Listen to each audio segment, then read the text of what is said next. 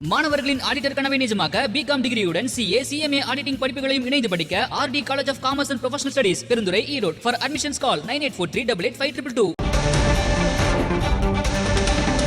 டெல்லியில் ராகுல் காந்தியை இந்தியா கூட்டணி தலைவர்கள் விமர்சிக்கும் வகையில் பேனர்கள் வைக்கப்பட்டிருக்கின்றன.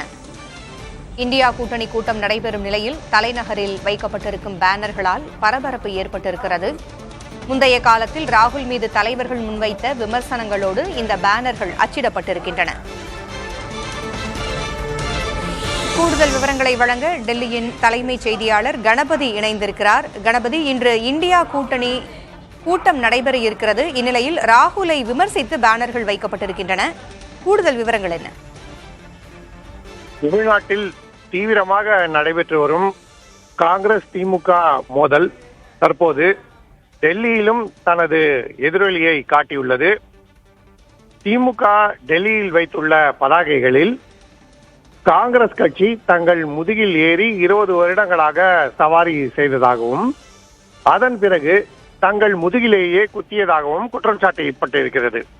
மேலும் இந்தியா கூட்டணியில் உள்ள கட்சிகள் ஒருவருடன் மோதிக்கொண்டிருக்கும் நிலையில் அனைவரும் ஒன்றாக இணைந்து எப்படி பாரதிய ஜனதா கட்சியை எதிர்த்து போராட்டம் நடத்துவார்கள் என்கிற வகையிலும் கேள்வி எழுப்பப்பட்டிருக்கிறது.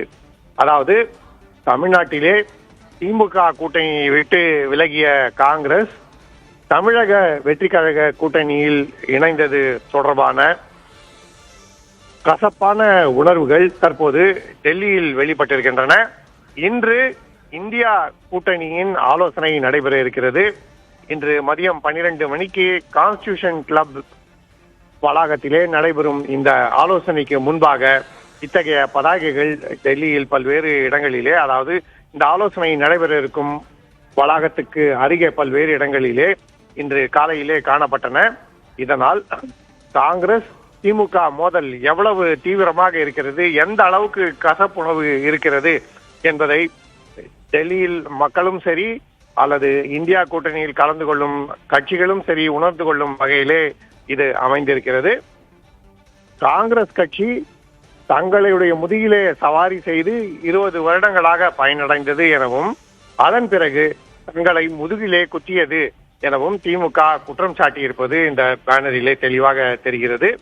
இந்தியா கூட்டணி ஆலோசனை நடைபெறும் சூழலில் இந்த பேனர் வைக்கப்பட்டிருக்கும் நிலையில் ஏற்கனவே இந்த ஆலோசனையில் நாங்கள் கலந்து கொள்ள மாட்டோம் என திமுக தெரிவித்திருக்கிறது. மேலும் காங்கிரஸ் கட்சி கலந்து கொள்ளும் எந்த ஆலோசனையிலும் கலந்து கொள்ள விருப்பமில்லை எனவும் குறிப்பிட்டிருக்கிறது. அத்தகைய சூழ்நிலையில்தான் காங்கிரஸ் மீது மற்றொரு தாக்குதலை இன்று காலை திமுக நிகழ்த்தியிருக்கிறது.